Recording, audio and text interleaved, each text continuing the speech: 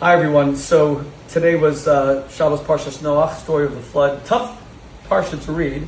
God's decimation of all of humanity because they had corrupted their ways on the earth. And then the story of the Tower of Babel. Two of the most famous stories of the Bible as we go through the book of Genesis. With all the beautiful stories. And now, at the end of the Torah, this week's reading, we're introduced finally to Abraham. And next week we will have the beginning of the Jewish people. Shabbos is a time for many things. Prayer, reflection, and of course, family and community.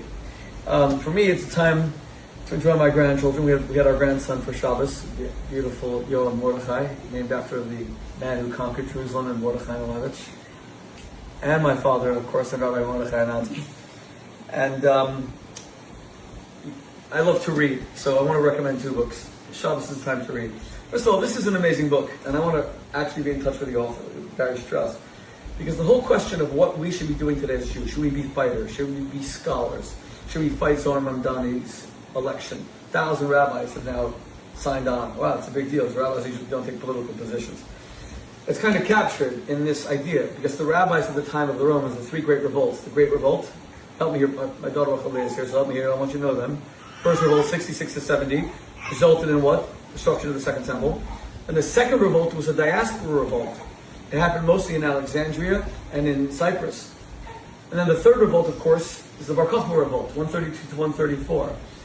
And the Jews were, and really about 2 million Jews died then, between those two revolts, when you think about that. Was it worth it? The rabbis thought not. The rabbis said, submit to Rome and learn Torah.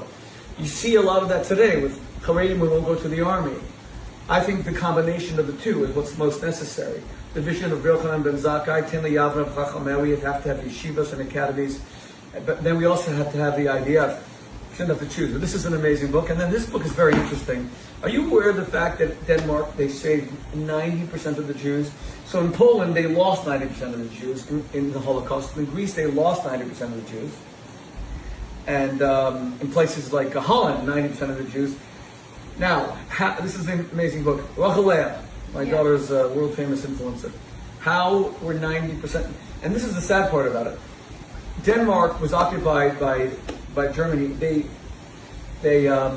Denmark surrendered to the Germans in 2 hours. Mordechai Malevich lasted 3 weeks against the Germans. The entire country surrendered in 2 hours. Really sad. And then they were occupied. They were cowardly, and yet they saved all their Jews.